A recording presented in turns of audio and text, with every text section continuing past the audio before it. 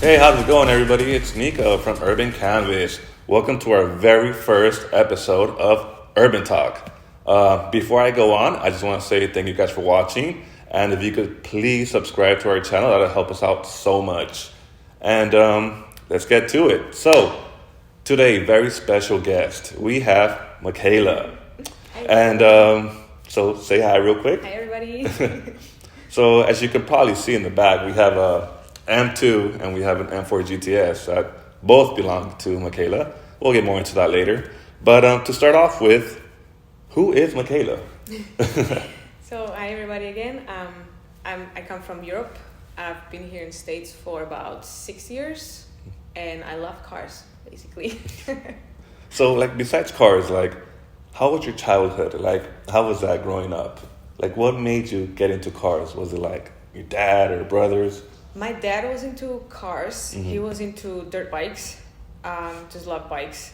I don't know. All I remember, I have literally photos from holidays. We traveled to Croatia, like South Europe. My parents, they would take photos with, the beach, fountains, whatever. And I was taking photos with cars. I was always asking my dad, like, oh, this looks awesome. Can I take a photo with cars? So I have photos just standing next to cars. And it was in my DNA. Nice. What's like, I guess, the farthest memory you have of like working on a car or helping your dad or something like that? None of these. I think it started later. When I was about like 18, 19, that's when I really got into driving and, having my car and driving fast. And yeah, that's when getting into the motorsports spirit. Nice. So, but before that, sorry. you're good. Before that, my dad, he was into Mercedes. So we had a G-Wagon, and I was driving that. Basically, like out on the terrains in the mountains, and that's where I started. I was always telling myself my first car is going to be a G-Wagon. Which is kind of strange. Unfortunately, yeah, didn't work out. All right, so going more into like how'd you get into cars? Like I know you said that you've been around cars all the time, and you're fan. But what was like that moment where you're like, I love cars. I want to get more into it. Like I want to learn more about it. I think I always liked cars. I think what got me into Beamers was I was at high school, and my boyfriend at that time, I was driving an Audi A3. It was a 200 horsepower, super nice, it was great, white interior, loved it. For like a year, like 6 months, I was driving it, and I thought it's so cool. And then my boyfriend was driving E39 5 Series. And he let me borrow his car a couple of times. And I used to live on a hill, so to come back home, it's a pretty windy road. And driving, the E39 was sliding, was manual, and it was sliding. Big boy car. Oh my God, this car is fun. So he was like trying to teach me. And since then, I'm like, wow, forget Audi. And I was a big Audi girl. It was Audi. And then since that E39, I was like, I actually like Beamers. I'm so glad that story went from Audi to I love BMW because, as you do know, we're a BMW group. Yeah. So I'm glad that story went that way. And it stayed there. It's just no other car since then made me feel so passionate for some reason. You can give me Porsche, we have an R8, but still Beamer, it's my love. So it's funny that you mentioned that sometimes people say that once you get in a BMW, like you're pampered. Like you don't want nothing else. You're used to the seats, you're used to how everything looks. Which is weird because the interior, at least I always hated the interior. Back in the day, I'm like, oh my God, this is horrible. Compared to Audi, I thought they suck big time. And they still kind of do. I mean, compared to, Benz or just, it's not as good. But then Beamer is not about the interior, it's about driving. And if you're into driving, I don't care really what's inside. Now, this is a follow-up question on that. Do you hate or do you not like all of the interiors? Or do you like certain, like, let's say an E30 or an E36, you like the E36 or? No, all of them. I like all the generations. I love E30. The only thing I mean, not that I don't like, but I just somehow can't find a passion for E36. But from there, E46, E90, F80, everything, I just, love it. To all the E36 fans out there. I'm sorry. She's sorry, she doesn't mean it. As a woman, as a girl growing up, were there any barriers when it came to like the car scene, the street scene? Oh yeah, absolutely. So like, what was that like? How'd you deal with it, or some examples? I mean, it's not really a barrier. It's more just I'm usually 95% of time I'm the only girl at any car meet. We used to live in the Bay Area, so we were in San Jose, and since the beginning, when we moved here, my husband got F80 M3, so I was taking that car, and then we got OG M2. So we're always going to the meets, but I'm really almost always the only girl. Yeah. So it's kind of hard. People don't talk to me because they just think I'm, hanging around, and they see I actually get in the car, or like I pull in the car, like, wow. But it's hard because they kind of don't want to talk to you because you're a girl, so they expect you to, know nothing about the car. On track days, that's even funnier. I had one time, we were at the driver's meeting, and they had to give us some paperwork or something. Gotcha. And they're calling out names, and they called everybody already in my run group, and then I was the last one. I'm like, am I not getting a package? And then they're like, Michael, is Michael here? And I'm like, you mean Michaela? And they're like, oh, sorry, I didn't realize it'd be a girl. And I'm like, yeah.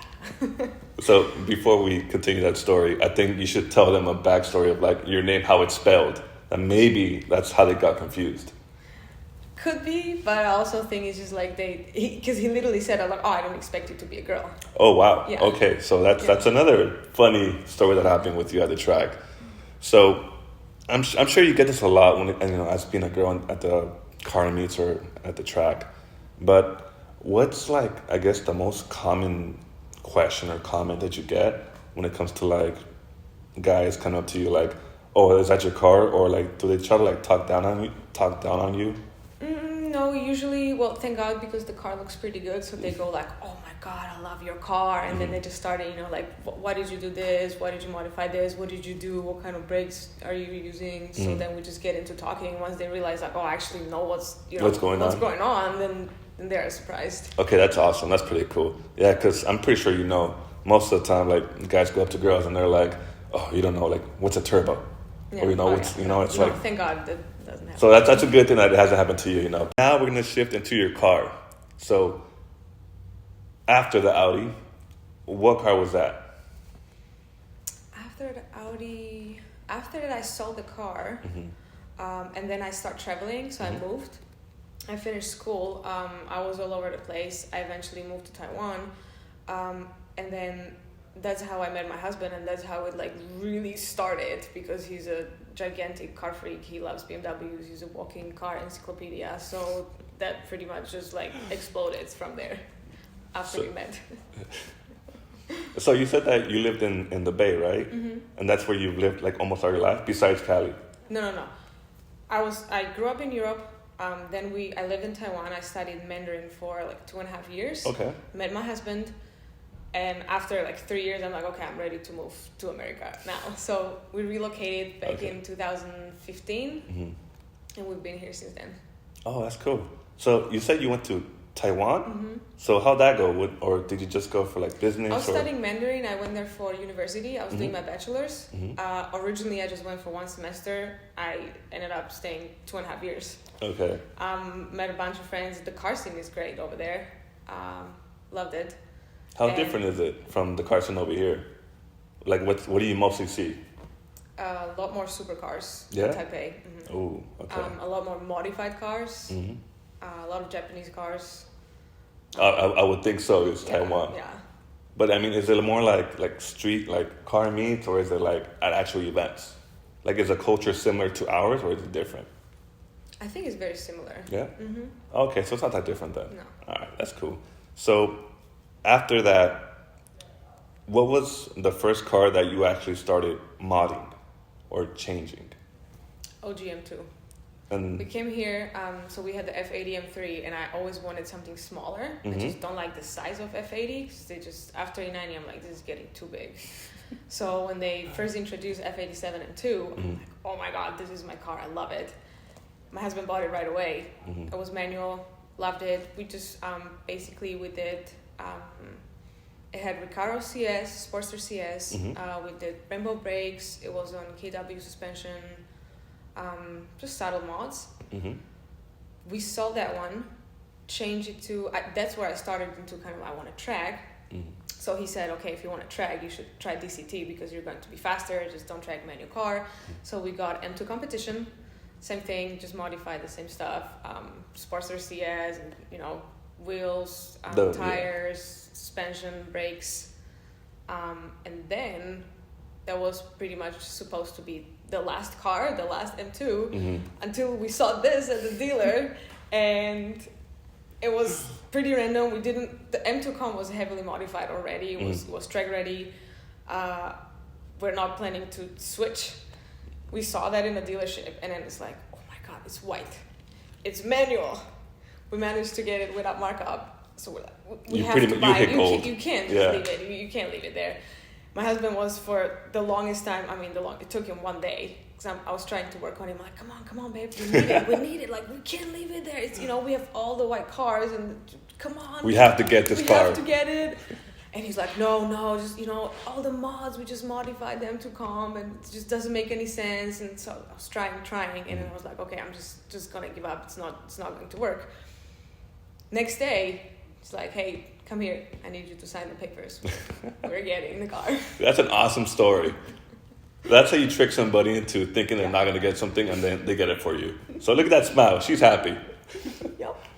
And so when it came to your car, what was, I guess, like, let's say, the first thing you focused on? Was it aesthetics? Was it suspension? Was it engine, interior?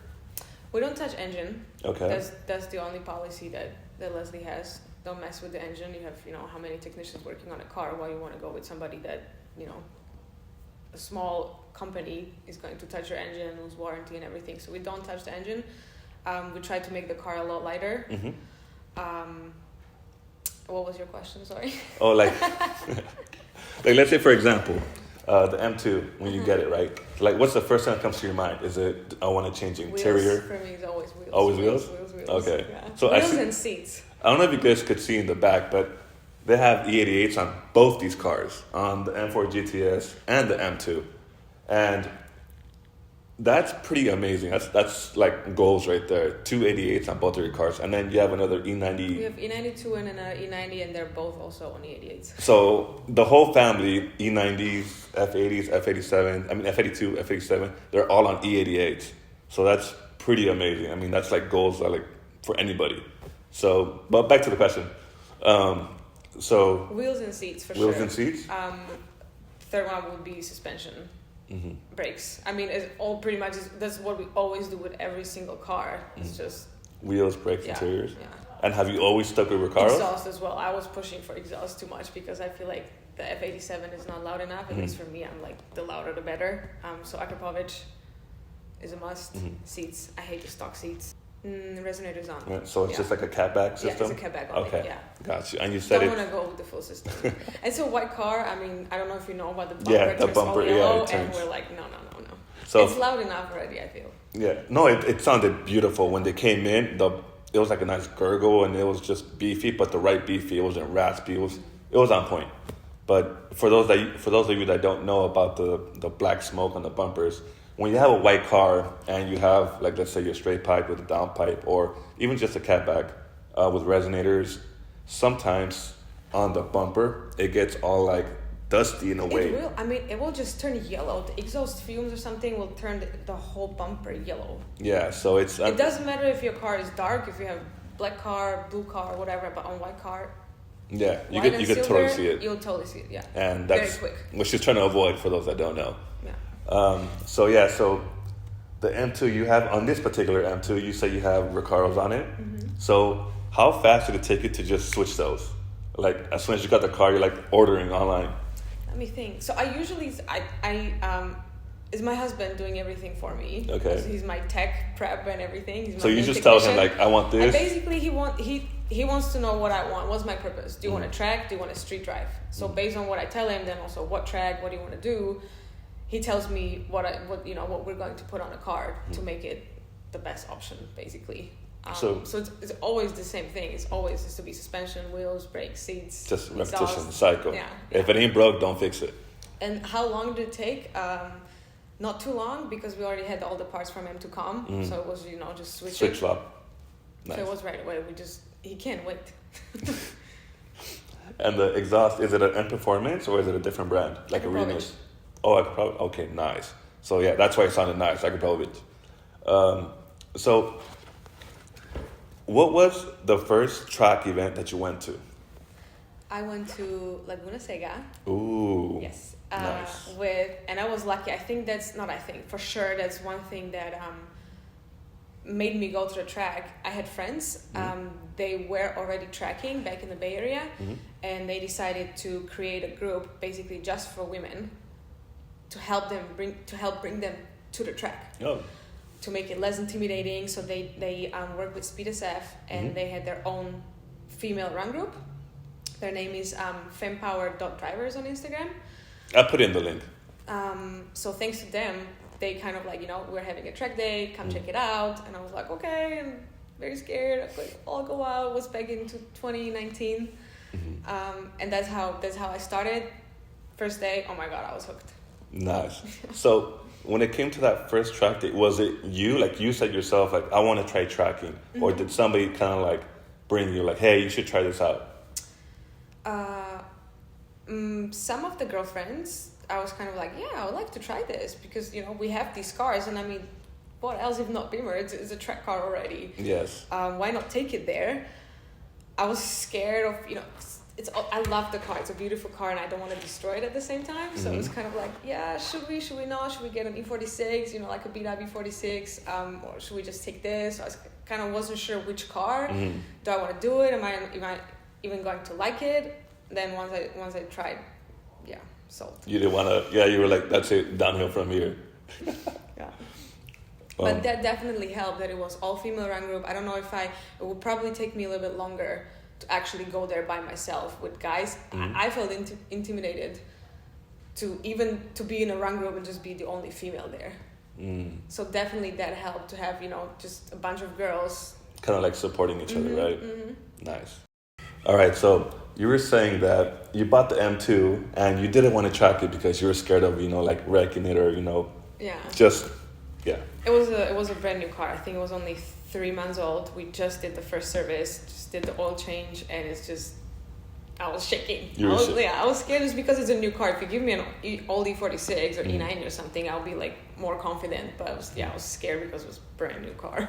And it was like literally like that same week that you bought it, you went to the track, or no, you waited? waited? No, it was like 3 months. I think it was 3 months old. Oh, okay. Yeah.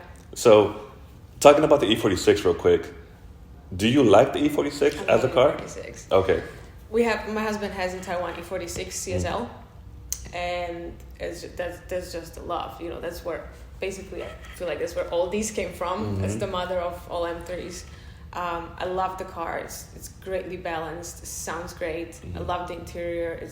That's love. That's something that probably if we don't have these to track, that's probably the route I would go, or maybe E92. I'm not sure. Both amazing cars, great cars. I mean, V8, inline 6, you can't go wrong. But I asked that question to most of the M2 drivers because I've noticed like a trend or like a correlation between M2 drivers and people that either have had E46 M3s or they love them. So that's why I'm asking that question, because most of the time, like before we were having a conversation and I asked Michaela that one of my favorite cars was an E46 M3 as well, because they're just so versatile. You could make it into a street car, full-on track car, almost perfectly balanced. It's an amazing car, an amazing platform to do whatever you want with. And I'm pretty sure you agree, right? Yeah, absolutely.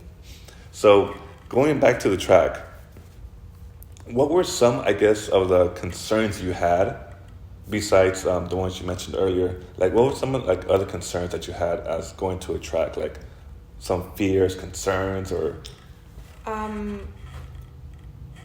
I think just not knowing what to expect. I never tracked before, so great benefit was that we had instructors. If I were to go alone, maybe I'll be a little more scared or a little bit more cautious, or it would just take longer probably for me to really get into it. But with the instructor, it was fast. He told me a couple things, and then it's just like you start picking up the speed and going faster and better, and hitting the apexes. It's just that helps a lot. So I think probably just not knowing what to expect. Just a lot of stuff. So let's see if we can try to break it down. So like, let's say before your first track day, what were some of like those, like, not fears, but something you were like, oh my God, like, this is going through my head. And then after, when you were like out driving for that day, you were like, oh my God, like I was like worried for no reason. Some examples like that. I think just the whole experience in general. Didn't know what to expect, didn't know how the car is going to behave, how I'm going to feel, just how it's all going to turn out. Afterwards, it's after the first session. I remember until today, the very first time. So we got in a car, put on the helmet, start up the car, and then, you get ready. My heartbeat was like, oh my God, like 200 a minute. And I was like, oh my God, just breathe, literally like the helmet squeezed my brain. I'm like, what am I going to do? Oh my God. And then you start moving, and then it slowly, I'm just like, okay, just breathe, it's going to be okay. First lap, and I was like, oh my God, I'm loving this. It went away after 1 minute. Nice, that's amazing. Did they do like a slow lap, like a follow the leader type of thing, or the instructors were with you? I had an in-car instructor. I don't think we didn't do lead follow. I don't remember. I don't think we did. But basically, just the first session, you're just getting to know the track, and then we started picking up speed. And you said this happened at Laguna Seca, right? Yeah. The first track. Yeah. That's so cool. Like most of the people, especially in SoCal, they see Laguna Seca, and it's one of their destination tracks, because it's so far. And she's over here, like, first try going to Laguna. That's pretty cool. That's amazing. I love it. And I don't know if I absolutely love the track. It's my favorite track. I don't know if it's because it was my first time. That's where I started. But still, I just keep going back there, even now that we're here in SoCal. I always want to go back to Laguna Seca. So how was the corkscrew? Oh, I love it. It's scary. It's super scary. But once you get over that fear, so it's cool. For the people watching, try to explain to them first what it is and then how it feels going down the corkscrew. So basically, when you're entering, you don't see anything. It's a giant drop all the way down, and then it turns to the right. So when you're on the top, you don't see anything, and you have to just trust your instinct or something and know where the line is, because it happened on my second track day. I remember I was with M2 Comp. There was a Tesla in front of me, so where I was following him, and he cut in kind of like he went too deep inside. There's that green patch. Yes. He popped the tire, so he got twisted right in front of me. To have it right in front of me, I was like, oh my God. And since then, can't go too close. So after that, for 2 or 3 sessions, couldn't even hit the apex because I was so scared I'm going to turn to, you just can't see it. So that took me literally the whole track day after that accident to just go back into it, be more comfortable with the corkscrew again. Yeah. No, I get you. It looks intimidating, and that's for somebody who hasn't even been on it. It's just videos, but that's pretty cool.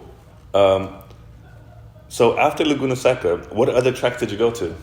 I did Thunderhill East. I did 2 more Laguna Secas. I did Big Willow. Okay. That's about it. Yeah, these 3. Nice. And your car, that was your first M2, right? And what suspension did you have on it? That one was only on KWS. It was just drop. Okay. It was just lower.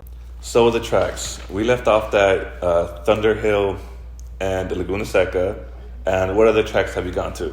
Big Willow. Big Willow. Nice. So how does that compare to a regular track? Big Willow? Yeah, compared to Laguna. Boring. I don't know. I feel like compared to Laguna, I don't find anything as interesting for some reason. It's just Laguna is up here and then nothing, and all the tracks. I might be biased though. I mean, it's I don't blame you. It's like I said, it's a pretty prestigious track, and it seems like it's fun. Big Willow, it's a cool track. It's technical, it's fast. That's what I was surprised it's really fast. But then I feel like Laguna is fast too. I want to go to Bottom Willow really bad. Oh, yeah. That's another. That's my next. I did thermal as well, Palm Springs. That was pretty cool. How was that experience? It's beautiful. Yeah. It's brand new. It's a beautiful track. The view, the scenery, you have the mountains, the palms. It's amazing. I love it. Yeah. So for those that don't know, Thermo, that's actually where BMW has their performance driving school. And they have, it's a new track. Yeah. So they just opened their own track, and they have the M4 GT4s, they have the M5 comps, and they take instructors take you around and teach you some stuff. They also have a skid pad, right?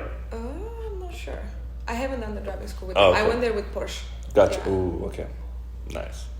So when you went to Thermo, you just went to visit, or you went on the track too? It was also women. I think it was International Women's Day. So Porsche LA had an event there for women.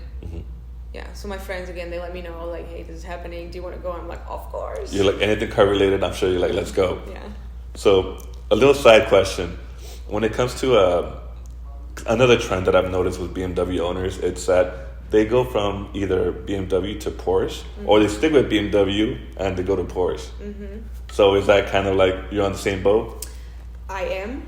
My husband, he had Porsche, went back to BMW, which is pretty rare, I think, but he's sticking with them. I'm always like, okay, babe, so the next one should be GT3 RS, but he's like, no, we're not switching to Porsche, so I'll see how that goes. But I'm pretty happy with the Beamers for now, for sure. But I think that would be the next step if I want to move to something. It would be Porsche for sure. Definitely, and the GT3 or GT3 RS, 100%. And what do you think about the 992s, the new ones? I love them. They're just beautiful cars. I love them. But this is a BMW show, so we're gonna get back to BMW. So, what are some other tracks that you've been to? Just these. I just did the Big Willow, Laguna Seca, and Thunder Hill. Okay, and we did Nurburgring, but yeah. Oh, you didn't? I didn't drive. He drove. Leslie drove. Yeah. So, and that was gonna be my follow-up question too. What have you been to the Nurburgring? That's like the holy grail for BMW owners. But you beat me to it, so tell me about that. How was that experience? Everybody has to go at least once. We did European delivery, so we're picking up F80 M3. So obviously we're in Germany, we have to do this. We went there, we stayed I think 3 nights, 2 days. 2 nights, I think 3 days. We went 3 times. The track is closed a lot. If it's public track days, there's a lot of crashes, a lot of stuff happens, so they close it. I think we managed to do 3 laps. Okay. Only, yeah, but it was, oh my god, it was a dream always. But was it the full track or? Oh, that's amazing. Yeah, it's 25 euros per round. I mean, for one session. That's actually not that expensive. Yeah. So, do you just pay that, or is there like a registration fee and? You basically, it's just like a little card that you can put as much money as you want. I think maybe they have like a daily pass or something. I know it was 25 euros. For one lap, and then you can basically just keep going for like $100, $20, and you just beep it, and it lets you go again and again and again. So, like, let's say I land in Germany, right, and I'm driving up to the Nurburgring. Like, where would I go to sign up to go on the track? Have to. So you have to make sure that they have a public track day. It's an open track. There's no groups, no sessions, no. Either you bring your own car. There's a bunch of companies that rent cars. They have like the Clios, right? What else they have? Like Renaults, RSs, small car for track. You can rent that. I think it's like $1,500 a day for a whole day. You can always split with a bunch of people. Yeah. Basically, just rent that, and then it's fully covered. You can total the car and just leave. Don't do that, but I mean you can. It's pretty expensive to do anything at Nurburgring, though. I mean, if you crash, you have to pay. If you damage the rail, you have to pay for that and replace it. And every I think it's like 1.5 meters. I'm not sure what is it in like feet, but it's like the length of like this long section is I think like 1,000 euros. Wow. Yeah, that's a lot. It's a lot. So if you do end up like damaging anything, you have to pay for all of that. Yeah. And it's a scary track. It's fast. It's different than a regular track day because in here you kind of have, we have different run groups. So you have you want to have beginners with advanced. At the Nurburgring, anybody goes. All kinds of cars goes. You'll see vans, you'll see bikes, everybody. And the rules are basically like on a normal street. So the way how you pass and all that is a little bit different. There is no point buys, nothing. It's just basically everybody drives. So that's a little bit more scary than. So you really have to be aware of everything. Yeah. Wow. So it's kind of like a everybody for themselves type of thing. Yeah. And then what? You rented a car, or you had like family or friends that you use their cars, or? No. We picked up F80 M3 brand new at the BMWS, Oh. and we drove that car to Nurburgring and tracked her. We did in Prague. We did the first service, oil change and everything, and then went straight to the track. That's an awesome story. So that car, is that you brought it over here or it's over there? Yeah. So the European delivery, how it works, you basically pay for the car here. You go to Europe, you pick it up at the Welt, and then you can drop it off in Europe. They ship it back for you, and then you pick it up at the dealer here. And is that extra cost, or you have to pay for it? No, you actually save money. It's like, I think it was 5 or 7% back in the day, and now I think you save 3%. So it will that's kind of cool. like cover your ticket, accommodation, food, and that kind of stuff. Yeah. No, that's pretty amazing. So there you go, cheaper route. Just order it from Germany, pick it up there, and have it shipped. Yeah. And you probably went to Long Beach, right, to pick it up over here? No, it was in Simi Valley. Oh, okay. Yeah. Oh, so they deliver from the docks to a dealership. It's so you buy it from a dealer here. Let's say I go to Bob Smith, and then you go to Europe, you drive the car, and then again you pick it up here at Bob Smith. Yeah. Okay, that's dope. But you guys actually went over there too, I guess. That's pretty cool. That's a dope memory that you could share. We did that with F80 M3 and with the OG M2 as well. Yeah, so we did it twice. Wow. Yeah. So not once, but twice. That's so amazing.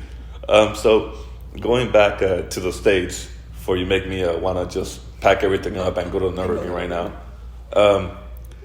What would you say to girls that want to get into tracking? Do it. Just go and do it. You just have to go, and I swear that's just how it goes for everybody that I've ever spoken. Just do it, show up, and from then it will be more natural. It's just to break the barrier of actually show up. So what do you think it's, I guess, like, what are some of the concerns you think that girls might have in general, just going to like a car meet or a track meet? It's true that what I had like a huge advantage that, like I said, my husband is a walking car encyclopedia. He loves modifying cars. He knows everything about them. So he basically built the car for me for the track. I didn't have to do much. I just told him what I want to do. I can imagine that a girl, if I didn't have him, I wouldn't know, like what I need to do with my tires. Let's say, what kind of PSI do I have to have, or what about my wheels? Do I have to do anything special to the car? What about, engine oils, that kind of stuff? Maybe it's helpful if you have somebody to help you some kind of track prep before. I know that a lot of dealerships offer this, or just have friends basically, or maybe just connect with somebody that is a regular, can show you what to do, how it works, and help you if there's anything that needs to be done with the car. So in other words, kind of like studio RSR. But so I guess just to finish up, I want to say, like, do you have anything you want to say specifically to girls to try to get them into the car scene, the track scene? Like something you would want to, like, let's say you were a little kid, right? And you saw a girl or a woman with like an M4 or GTS something, right? And you went up to them. What would you say to them? Or what questions would you ask them? I think if I would like answer differently, I think I would just say to the girls that want to go to the track, don't be afraid, don't be intimidated. It doesn't matter that you'll be the only women. I think some girls drive better than a lot of guys on the track. That's yeah. Girls are not necessarily bad drivers. I think girl can be better on the track because we can multitask and we can be doing a lot of different things that the guy can't.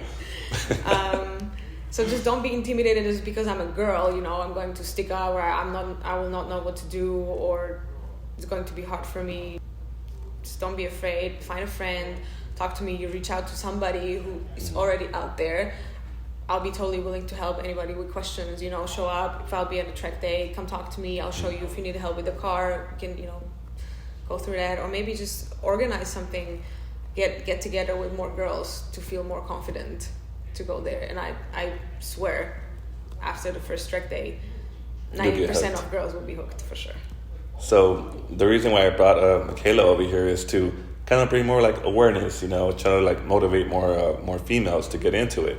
Right now we have like a small group within Urban Canvxs, and we're gonna be having more and more track festivals. I'm pretty sure you heard about Urbxn. Did you go to Urbxn or no? Not yet. No? Okay. So we're trying to get more girls to come to our events and to just be a part of the BMW community. And Michaela, she's been more than generous enough to kind of be like our concierge when it comes to females, exposure, female motivation, and just to get more girls into the tracking scene, into the car scene. So, I mean, if you guys have any questions, I'll leave her Instagram handle on our bio and the comment section. And totally reach out. Yeah. I mean, I'll offer my help. I think maybe even just to start, just go and show up at a track day, right? You don't have to run, but at least be there.